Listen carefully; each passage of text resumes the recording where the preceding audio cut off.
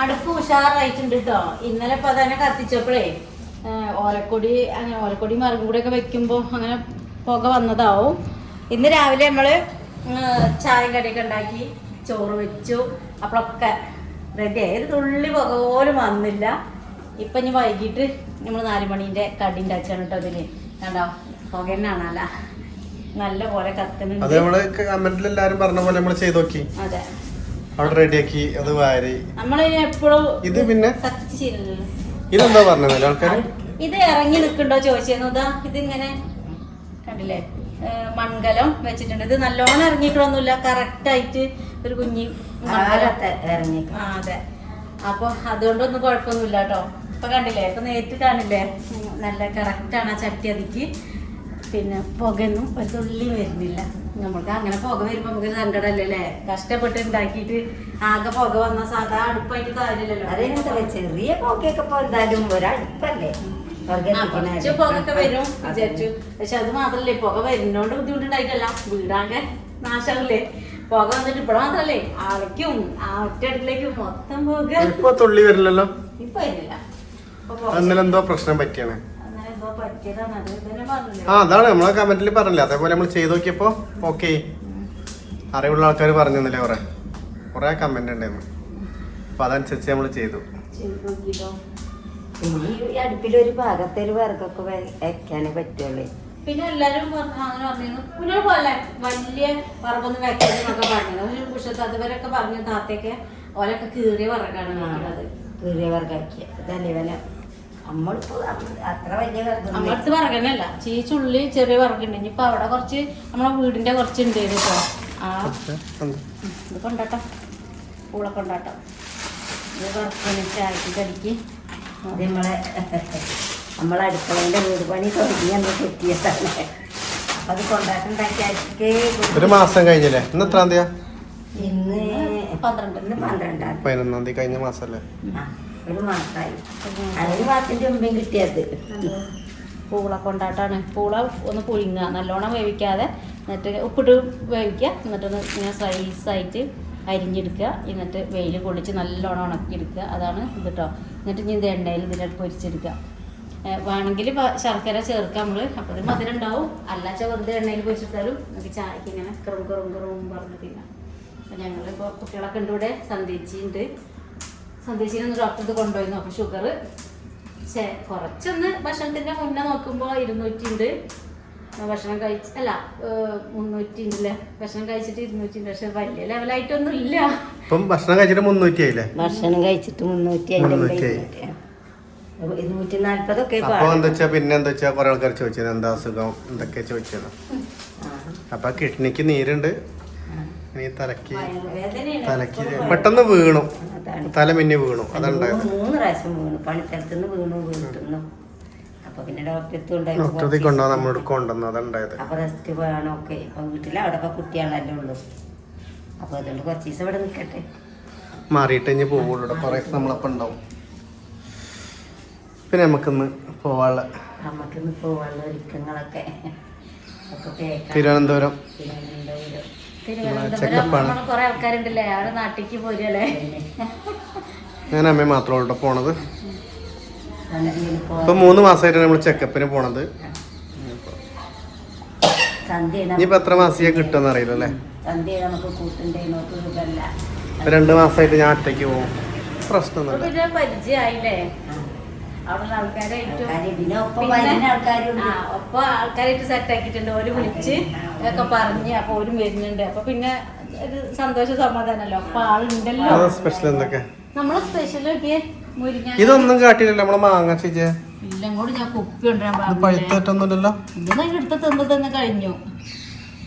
സാമ്പാർ കുറച്ചും കൂടി ഉണ്ട് രാത്രിക്ക് കേട്ടോ.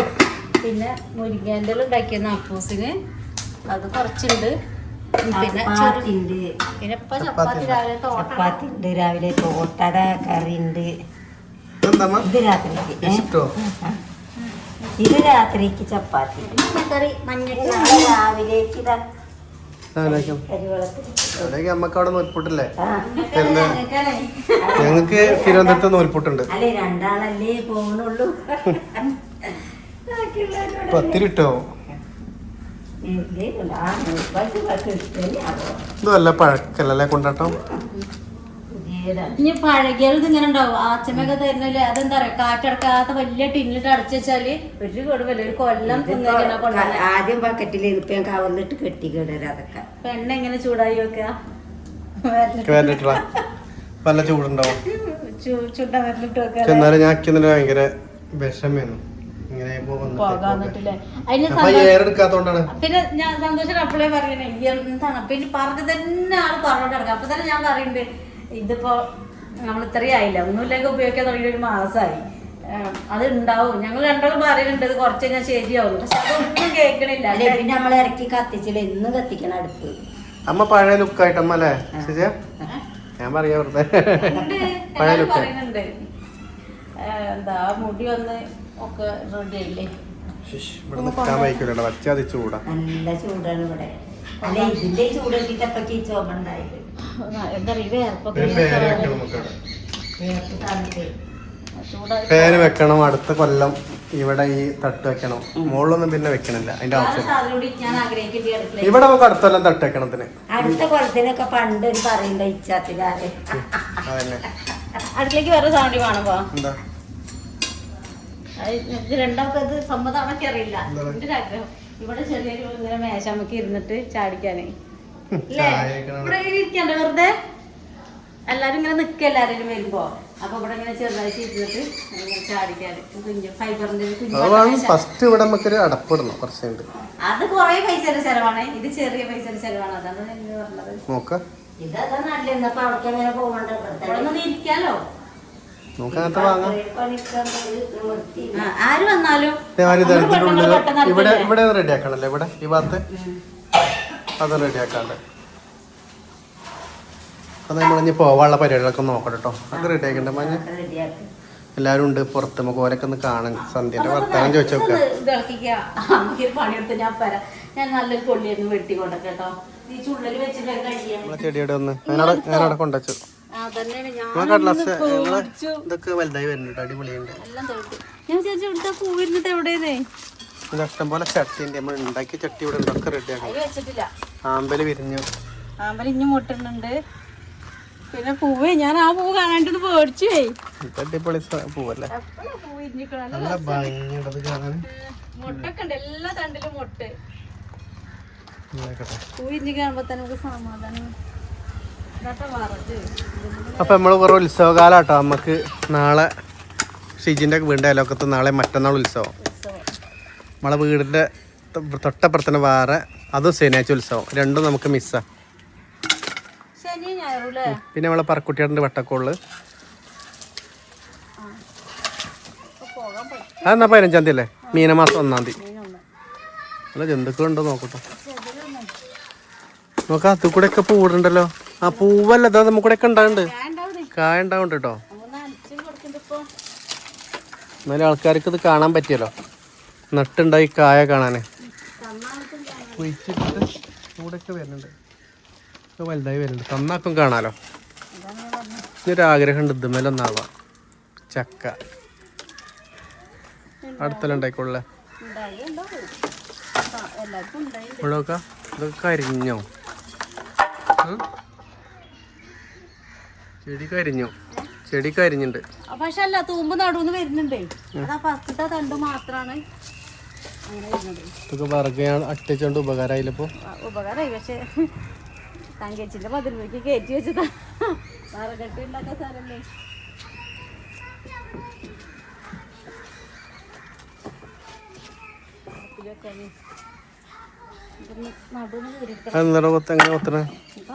നടു അപ്പൂസേ എവിടെ പോയി?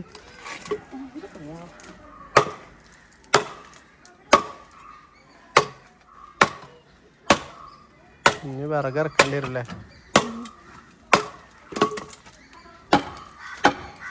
വിറക് ഇറക്കേണ്ടി വരും. മഴ ഇതാലേ വിറകുണ്ടാവില്ലേ? പാറവിടെ ആറിലെ പെണ്ണിലെടുക്കണ്ടേന്നു. കത്തില് ഏറിയപ്പോ വലിയ ഉള്ളി കൊടുക്കണം. ഇട്ട് കുറച്ചും കത്തി പിടിച്ചിട്ടല്ല ചൂടാവും. അതിന്റെ ഒപ്പം എല്ലാരും ആയാലും ഇപ്പൊ തന്നെ ആയല്ലോ. എന്നാ കുറച്ച് പണിയാണ്. വറക്കണ കഴിഞ്ഞത് പെണ്ണ് കുറച്ച് വാരി കൊണ്ടുപോയി. രസമാണ്. പക്ഷെ എണ്ണയ്ക്ക് പറ്റൂല. എണ്ണ ചെയ്യാൻ പറ്റൂല. ചുട്ടിട്ട് എന്ത് ചൂടാതെ റെഡി ആവില്ല. ഇതേ ബാഗാണ്. നമ്മളെ പോവാനുള്ള ഒരുക്കങ്ങളാ. അങ്ങനെ റെഡി ആവാ. പുറത്ത് തറന്നെ ഇത് സിബ് ഇടാൻ വയ്ക്കുക ചെയ്യും. പക്ഷെ സിബിട്ടിട്ട് പിന്നെ എടുക്കണ്ട ചതി. അത് എങ്ങനെ ബുദ്ധിമുട്ടാണ്. അത് പോവാൻ നേരത്തെ നോക്കുള്ളൂ.